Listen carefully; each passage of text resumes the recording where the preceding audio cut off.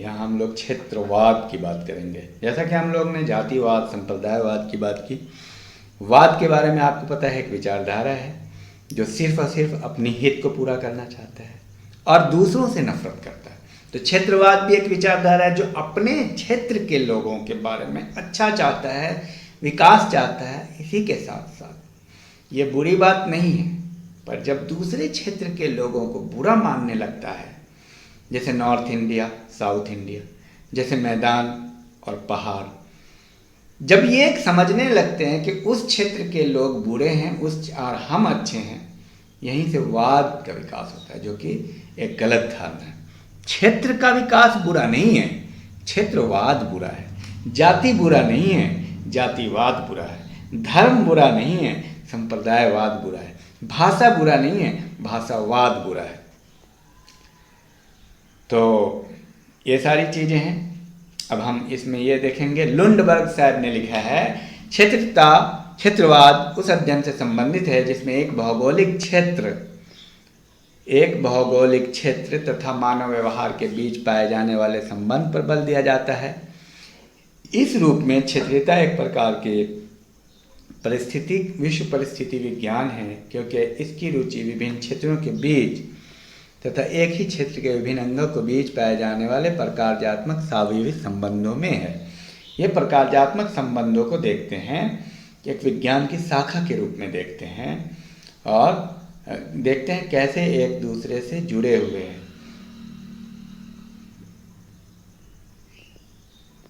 Bogardus ने लिखा है कि यदि भौगोलिक क्षेत्र का आर्थिक साधन इस बात विकसित हो जाए कि उनके लिए अपनी विलक्षणता को बनाए रखना संभव हो, तो वहाँ के लोगों में सामूहिक हितों का विकास और इस प्रकार क्षेत्रीय आदर्शों का विकास हो सकता है।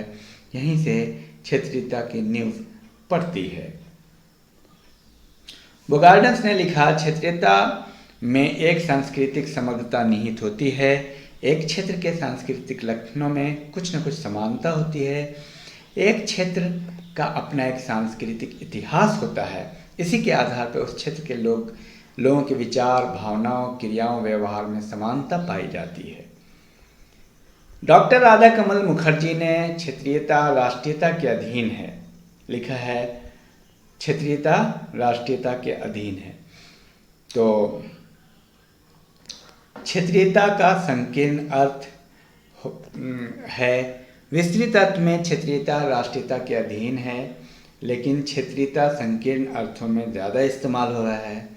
जो हमने आपको कहा क्षेत्र बुरी चीज़ नहीं है, लेकिन क्षेत्रवाद जब संकीर्ण अर्थ में, जब सिर्फ और सिर्फ अपने क्षेत्र की भलाई और दूसरों से नफरत, अपने क्षेत्र का गौरव, मिथ्या गौरव, श्रेष्ठता की भावना पनपने लगती है, उसी आधार पर अपने लिए समस्त राजनीतिक आर्थिक सुविधाओं को प्राप्त करने के लिए तत्पर रहते हैं और पूरे राष्ट्र के स्वार्थ और राष्ट्रीय एकता की भावना नहीं रहती है।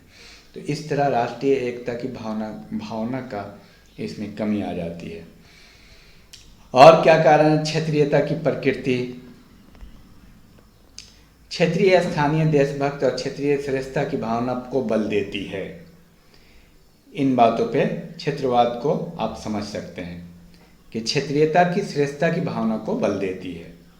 क्षेत्रीयता एक सीखा हुआ व्यवहार है जो आपको सिखाया जाता है कि आप श्रेष्ठ हैं, आप उत्तर भारत के हैं, आप दक्षिण भारत के हैं, आप अंग्रेजी बोलने वाले हैं, आप तमिल बोलने वाले हैं, आप बंगाली बोलने वाले हैं, आप पहाड़ी हैं, आप मैदानी हैं, आप ऊंचे हैं। बचपन से सिखाया जाता है, ये गलत धारणा है।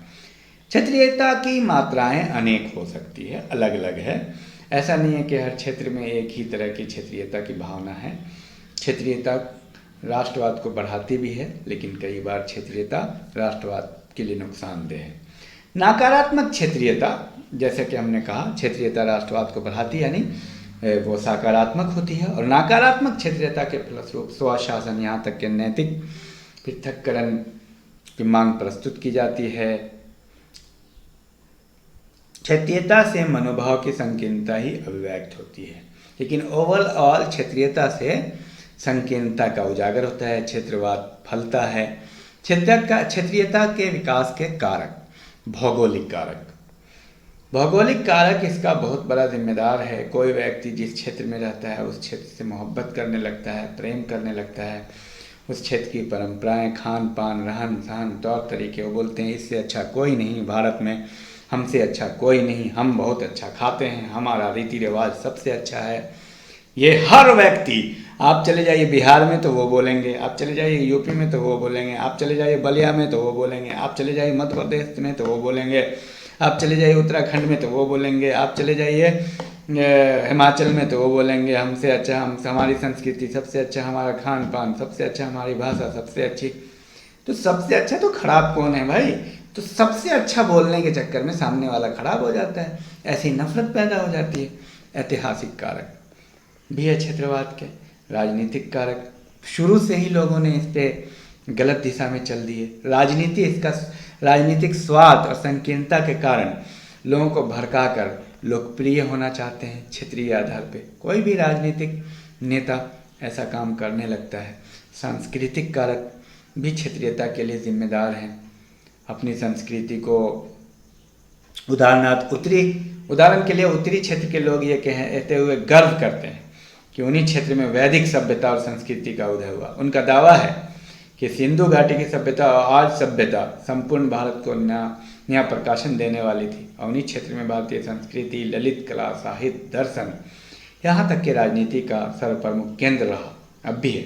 हिंदी भाषा इसी क्षेत्र का मूल भाषा है और स्वतंत्र भारत के प्रधानमंत्री इसी क्षेत्र के हैं। और दूसरी ओर दक्षिणी क्षेत्र के लोगों का ये दावा है कि प्राचीन भारतीय संस्कृति के अनेक मौलिक तत्व उनके क्षेत्र में विद्यमान हैं।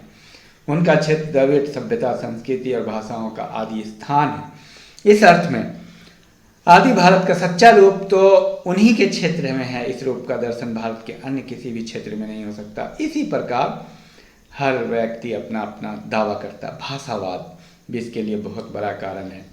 हर एक क्षेत्र का अपना भाषा है और भाषा भी उसमें क्षेत्रवाद को उदय करने में सहयोग करता है। क्षेत्रीयता के दुष्परिणाम, क्षेत्रवाद और क्षेत्रीयता के दुष्परिणाम देखते हैं। विभिन्न क्षेत्रों के बीच संघर्ष तथा तनाव। आप इसको पॉज करके थोड़ा थोड़ा पॉइंट लिख सकते हैं। राज तथा, वैसे तो पॉइंट पर आप फोकस करें और ये सारे क्वेश्चन नेट में भी आते हैं इस तरह के। राज तथा केंद्र सरकार के बीच संबंधों को विकृत हो गया है। ये संबंधों को बढ़ावा देना चाहिए, स्वस्थ करना चाहिए। स्वार्थी नेतृत्व और संगठन का विकास। आज तो नेतृत्व स्वार्थी ही होता है, हालत बहुत खराब हो गई है। भाषा की समस्या का अधिक जटिल होना। भाषा की समस्या जटिल है। ये क्यों कह रहे हैं ये भाषा अच्छी है, ये भाषा अच्छी है? अरे हर भाषा अच्छी है। राष्ट्रीय एकता को चुनौती भी हो गया है। इसी के कारण क्षेत्रवाद बढ़ेगा तो राष्ट्रीय एकता घटेगा। क्षेत्रीयता को रोकने के उपाय।